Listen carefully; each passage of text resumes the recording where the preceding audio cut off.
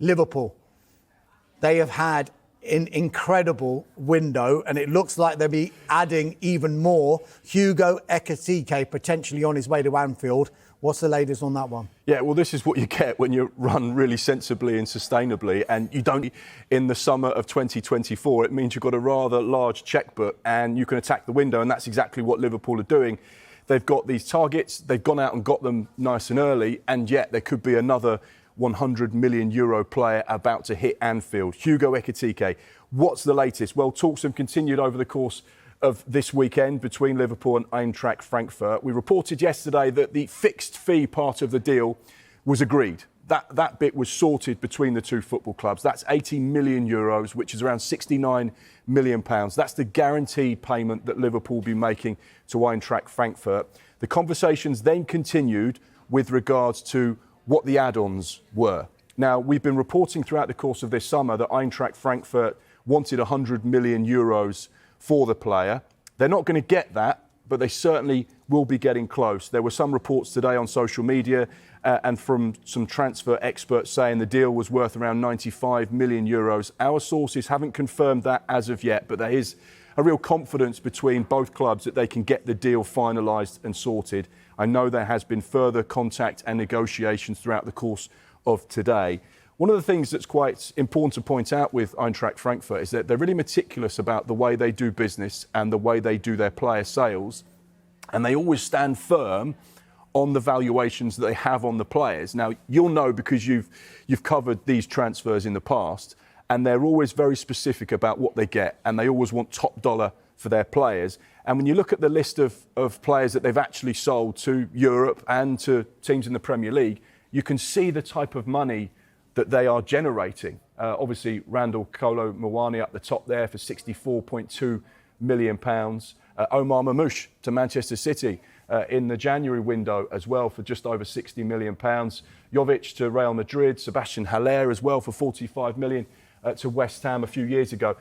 And obviously, when you look at the potential deal for Hugo Ekitike, it would sit right at the sharp end, right at the top of that list, which gives you an indication as to the type of deal this is, the money that's involved, the type of player they have on their hands, and what Liverpool potentially are getting.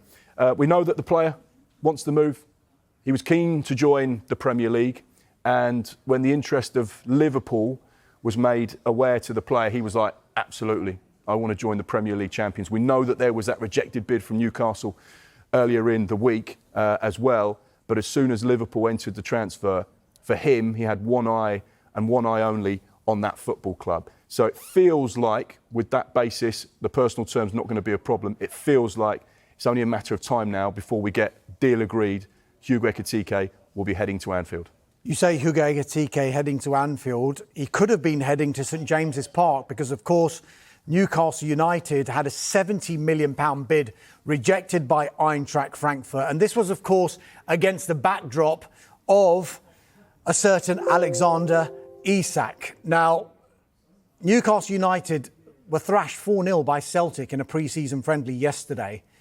Alexander Isak was not in the squad, and in fact, he was left at home. Eddie Howe told everyone and the media exactly why Isak was left at home. Here he is now. Alex was with us all the way through Austria, but today, with all the speculation and things that are going on, I decided to send him home. The last thing Alex wants if he's not playing is to be sat in the stand, being under that scrutiny. I don't think that's fair to the player. So if he wasn't going to play today, which we mutually agreed that he needs a little bit more training time, then it's best he's not here. Yes, I've had discussions with him, but that's not abnormal. I respect a player's career and how short it is. All the time I will be communicating my desires and my wishes to them and what I see and trying to help them. Alex has been really good and he's trained really well so far this season. So I know there'll be lots of noise around it and I can't really control that, but from inside he's been really good. Has there been any approach for Alex? Has there been any effort? No, there's been no formal approach. I respect a player's career and how short it is. Key words from Eddie Howe there about Alexander Isak. Should Newcastle United fans be worried in any way that this has reared its head again, given Liverpool have kind of pivoted from Alexander Isak to Hugo Ekitike? Could it go back the other way? I don't think so. I think Liverpool are so far down the track with Hugo Ekitike and Frankfurt that it won't happen. However, the noise, I hate to say, for Newcastle fans won't go away. You get the feeling that we'll be talking about Alexander Isak right the way through to the deadline day on September the 1st. The positive as far as Newcastle fans are concerned is that Liverpool spending the best part of €100 million on Hugo Ekitike means that they don't have €100 million to spend on someone like Alexander Isak. And as we know, where the Premier League sides are conscious of PSR, we know that teams in La Liga have to be very careful about what they spend as well, particularly Barcelona, so it leaves only Real Madrid. There are very few sides in European football that could afford the type of money that Newcastle want. Now, their stance is quite clear, and Eddie Howe said this after the game yesterday. He's not for sale. We don't want to sell him. And that will be their message to any potential suitor between now and September the 1st. But this is a player that got 32 goal involvements last season in all competitions. He was absolutely sensational. He was one of the best strikers in world football last season. So there is always going to be noise. There is always going to be interest. Now, Newcastle do hold the cards because he has 3 years left on his current Newcastle contract. So therefore, it's not like it's 1 or 2 years left where they have to start thinking about the financial side of any transfer dealing. They still very much hold the cards there. And Eddie Howe has made it quite clear to Alexander Isak, I want you here. I want you to lead my attack.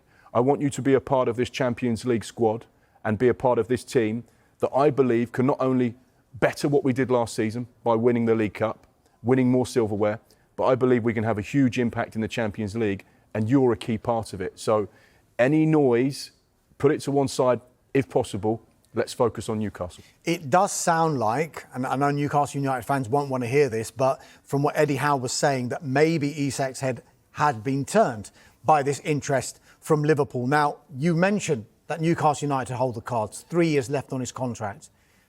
If they keep him, which we expect him to, as it stands, come next summer, if they haven't tied him down to another contract and maybe a reasonable release clause so all parties are happy, he'll then have 2 years left on his contract.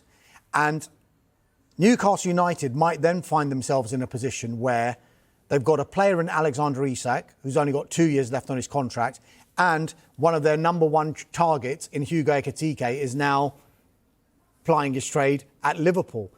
Are they going to find themselves in a position where not only would they have to bring in someone to replace Isak, but another striker as well? Would they have to be in the market for two players in that position?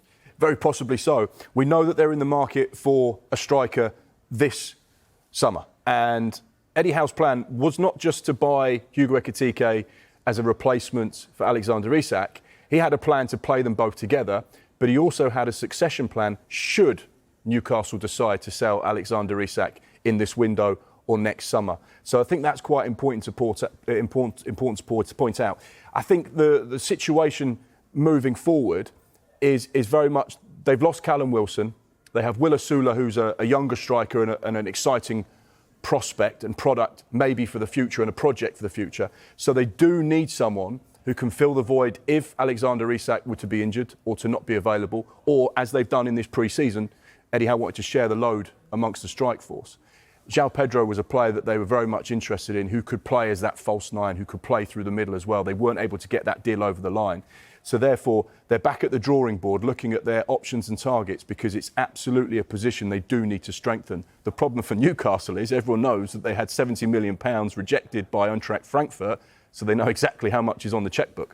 Yeah, very much so. Now, it should be said that Eddie Howe did say that he is still confident of bringing in some players in this window, despite missing out on some of their big targets to other.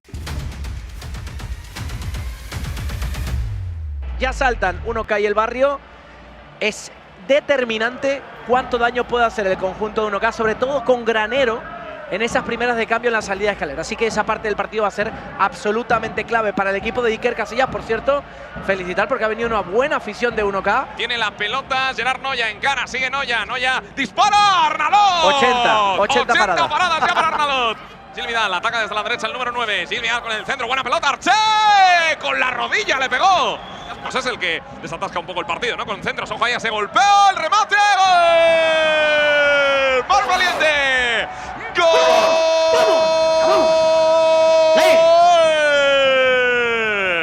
Del Barrio. Marca Mar Valiente. Esa banda izquierda que es terreno de los cañonazos de Granero, a la que tengo un mínimo de espacio, le pega Granero. Bueno, pues es decirlo, y ahí lo tenemos. El tema es que el remate le ha salido centrado. Abraham, buena pelota, banda derecha. Vamos a ver qué hace ahí Fran Rodríguez. Se mete en el área, sigue Fran. ¡Qué bien, Fran! Se va de dos, el remate fuera. Chicos. A ver si acierta. ¡Claro que Mira sí! Busca el Barrio el segundo gol. Arché. Arché para Gil. Gil que le puede pegar a este Gil. Buen recorte. Gil al palo. ¡Le manda Arché! ¡Dios! ¡No, no, no, no, no, no, no! Madre mía, qué parada. Y a centímetros del remate, ¿eh? No, la reacción ha sido impresionante. ¡El disparo! ¡Madre de Dios! ¡Otro que vuela! ¡Otro más! Que está la pelota para John de la Cruz, la quiere levantar, vuelve a pegar la pelota en el cuerpo de un jugador del Barrio, el remate con la puntera y acaba deteniendo a Gerard Vacas. Será córner favorable a 1K. Bueno, a ver. Gol doble. Gol doble. A ver, saque de banda. Balón puesto en movimiento, intentaba rematar Mar Valiente, el remate, ¡gol! ¡Pauper! ¡Gol!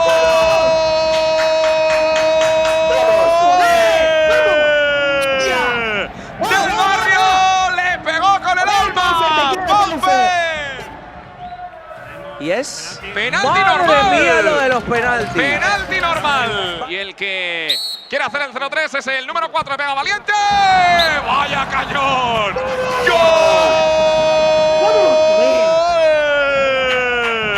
Ahí están Arnalot y Vacas como candidatos, como guardametas, y también Mar Valiente y Pau Ferojo la recuperación. Tiene la pelota al Barrio que puede sentenciar el remate. ¡Gol! Knockout. ¡Gol! ¡Let's go, Barrio! Ponme el 5, ponme el 5, ponme el 5. El cambio del partido ha sido radical en los últimos 10 minutos. El balón que lo tiene. ¡Ojo! ¡Ay, ay, ay, ay, ay, ay, ay! Jaimitada. Marca de nuevo el Barrio, gol de Fran Fuentes. El equipo de Juan Arroita, que no ganaba un encuentro con esta tranquilidad, entre comillas, al final, con un margen tan amplio, con 2 goles dobles que han hecho pasar el partido del 0-3 al 0-7. Paufer, ha costado, pero por fin ha llegado esa victoria tan deseada con goleada. Ha costado mucho, pero bueno, le damos emoción hasta el momento final, recta final, y ahora, pase lo que pase con Pío, nos lo jugaremos contra ellos. Eso te iba a decir, pase lo que pase con Pío, la semana que viene, o ellos o tú, o tu ex equipo o tú. Bueno, o el Barrio o ellos, pero sí. La vida, yo qué sé, no sé, son cosas muy raras que suceden, pero ahí estaremos. Ahora estoy en el Barrio, así que espero que gane el Barrio. Enhorabuena y a disfrutarlo. Gracias.